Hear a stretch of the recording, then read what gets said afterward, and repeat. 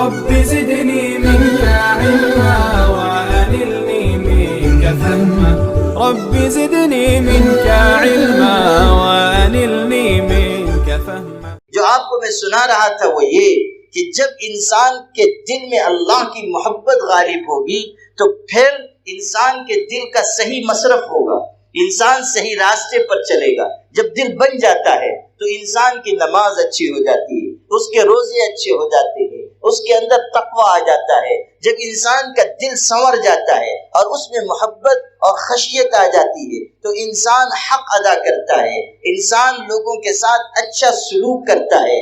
جب دل بن جاتا ہے تو انسان ہر چیز میں وہ راستہ اختیار کرتا ہے جو اللہ کی پسند ہے، اللہ کی پسند ہے. اس کے خلوت و جلوت میں یکسانیت آ جاتی ہے. یاد رکھیے گا، خلوت و جلوت میں یکسانیت اس وقت تک نہیں آ سکتی جب تک کہ انسان کا دل اللہ کی خشیت سے لبریز نہ ہو جائے. ورنہ ہم مجمع میں بہت اچھے بیان کریں گے، تقریر بہت اچھی ہوگی، مضمون بہت اچھا لکھیں گے، پارسائی کے دعوے ہمارے چاروں طرف ہوں گے، تعمیر شخصیت کی باتیں ہوں گی، لیکن تنہائیوں میں ہم گناہ سے اپنے آپ کو نہیں بچا پائیں گے اور تنہائیوں کے گناہ قیامت کے دن ہم کو رسوائی اور ذلت سے دوچار کریں گے. حضور پاک صلی اللہ علیہ وسلم نے فرمایا کہ جبال تہامہ کی طرح، تہامہ کی پہاڑیوں کی طرح قیامت کے دن بعض لوگ نیکیاں لے کر آئیں گے لیکن ان کو جہنم میں جانا پڑے گا. صحابہ نے پوچھا اللہ کے رسول اتنی نیکیاں لے کر آنے والے جہنم میں کیوں جائیں گے؟ آپ نے فرمایا اس لیے کہ اذا خلوا بمحارم اللہ انتهكوها، کہ ان کا حال یہ تھا کہ نیکیاں تو بہت بڑی بڑی تھیں لیکن جب تنہائی میں جاتے تھے تو اللہ تعالیٰ کی حرام کی بھی چیزیں اختیار کرتے تھے، تنہائیوں کے گناہ سے نہیں بچتے تھے، اس لیے جہنم میں ڈالے جائیں گے. وہ پہاڑوں جیسی نیکیاں صاف ہو جائیں گی اور تنہائیوں کے گناہ کی وجہ سے جہنم میں ڈالے جائیں گے. ابن الجوزی رحمۃ اللہ علیہ علماء کے بارے میں یہ بات کہی ہے کہ رأیت اقواما ينتسبون الى العلم، میں نے بہت لوگوں کو دیکھا وہ صاحب علم تھے، علماء کہلاتے تھے، لیکن امہلوا نظر الحق جل وعلا فی الخلوات فمحا محاسن ذکرہم فی الجلوات. انہوں نے تنہائیوں کے گناہ سے اپنے آپ کو نہیں بچایا تو اللہ نے لوگوں کے دلوں سے ان کی محبت کھینچ کر نکال دی. فکانوا موجودین کالمعدومین، تو وہ موجود ہیں مگر ایسے کہ غائب ہیں، نہ کوئی ان کو پوچھنے والا، نہ کوئی ان کو دیکھنے والا. لا حلاوۃ لرؤیتہم ولا قلب یحن الی لقائہم، نہ کسی کو ان کے دیکھنے میں کوئی حلاوت حاصل ہوتی ہے اور نہ کوئی دل ان کی طرف کشش پاتا ہے. کیوں؟ اس لیے کہ تنہائیوں کے گناہ سے نہیں بچنے. اللہ کا نظام کسی اللہ کے نظام سے کوئی مستثنا نہیں ہے، عالم ہو یا جاہل، اگر وہ گناہ کے راستے پر چلے گا سزا ملے گی. یہ جو موبائل پر ہم گندی ننگی تصویریں دیکھ رہے ہیں اس کا نتیجہ مہلک ظاہر ہو کر رہے گا. یہ جو ہم مال کے سلسلے میں خیانت کر رہے نتیجہ اس کا مہلک نکلے گا. اللہ انہی کی محبت دلوں میں ڈالے گا جو اس کے ساتھ خلوت و جلوت میں مخلص ہو اور جن کی زندگی کا طریقہ یہ ہو کہ وہ اللہ سے جلوتوں سے زیادہ خلوتوں میں ڈرنے والے. یہ چیز سیکھنے کی ہے. تنہائیوں میں اللہ کا ڈر. جب تک دل نہیں بنے گا گناہ سے انسان نہیں بچے گا. جب تک دل نہیں بنے گا انسان حقوق نہیں ادا کرے گا. تصوف و سلوک کی ساری محنت اسی پر مرکوز ہے کہ انسان کا دل بن جائے، اس میں خشیت آ جائے، اس میں تقویٰ آ جائے، اس میں اللہ تعالیٰ کا نور آ جائے، اس میں انسانوں کی محبت آ جائے، انسانوں کی خدمت کا جذبہ آ جائے.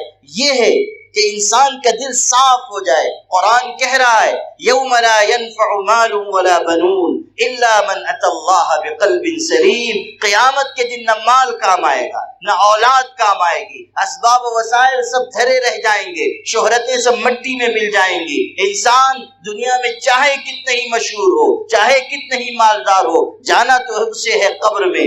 2 گز کفن لپیٹ کر 2 گز زمین میں جانا ہے. آغوش لحد میں جب کہ سونا ہوگا، جس خاک نہ تکیا نہ بچھونا ہوگا. آہ قبر کی تنہائی میں کون ہوئے گا نیس، ہم ہوں گے اور قبر کا کونا ہوگا. ہم ہوں گے اور قبر کا کونا ہوگا. کوئی دیکھنے والا نہیں ہوگا. لوگوں اس تنہائی کے وقت کو کبھی یاد کیا کرو کہ اکیلے بے بس مٹی کے نیچے پڑے ہوئے ہوں گے، نہ کوئی دیکھنے والا، نہ کوئی عذاب سے بچانے والا، نہ کوئی ترس کھانے والا، نہ کوئی شاگرد، نہ کوئی عقیدت مند، نہ کوئی مرید، نہ کوئی چاہنے والا۔ آج ہم چل رہے ہیں، دسیوں آگے پیچھے چلتے ہیں، لیکن قبر کی تنہائی میں قسم بخدا کوئی ایک شخص بھی دیکھنے نہیں آئے گا، کوئی اللہ کے عذاب سے بچانے آنے والا نہیں ہے، کوئی ہم پر ترس کھانے والا نہیں ہے۔ قبر کی تنہائیوں میں اگر کوئی سہارا ہے تو صرف پاک پروردگار کی رحمت کا سہارا ہے۔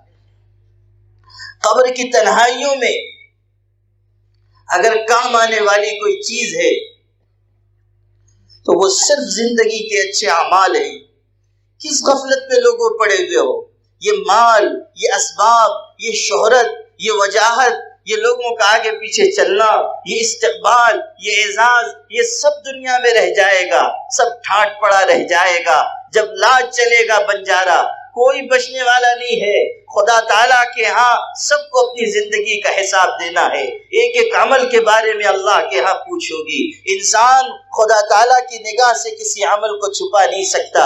ارشاد ہوا یا بنی انہا ان تک مثقال حبۃ من خردل فتکن فی صخرۃ او فی السماوات او فی الارض یأتی بها اللہ۔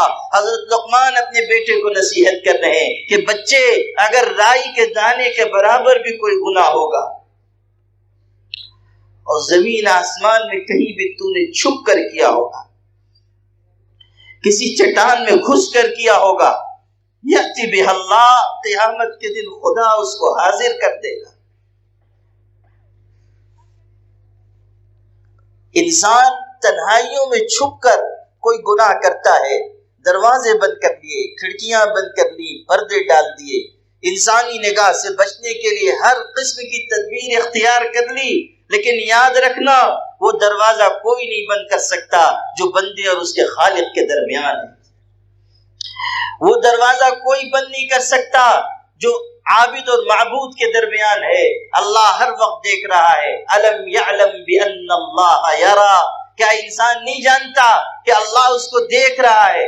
الم یعلموا ان اللہ یعلم سرهم ونجواهم وان اللہ علام الغیوب۔ قرآن پڑھو لوگو، کیسی نصیحت قرآن کرتا ہے۔ کیا دنیا کے انسانوں نے نہ جانا کہ اللہ ان کی چپکے چپکے کی جانے والی باتوں کو جانتا ہے، ان کے رازوں کو جانتا ہے۔ وَأَنَّ اللَّهَ عَلَّامُ الْغُيُوبِ، اور ساری چھپی ہوئی باتوں کو جاننے والا پروردگار عالم۔ ساری چھپی ہوئی باتیں اللہ جانتا ہے، کوئی چیز اللہ کی نگاہ سے مخفی نہیں ہے۔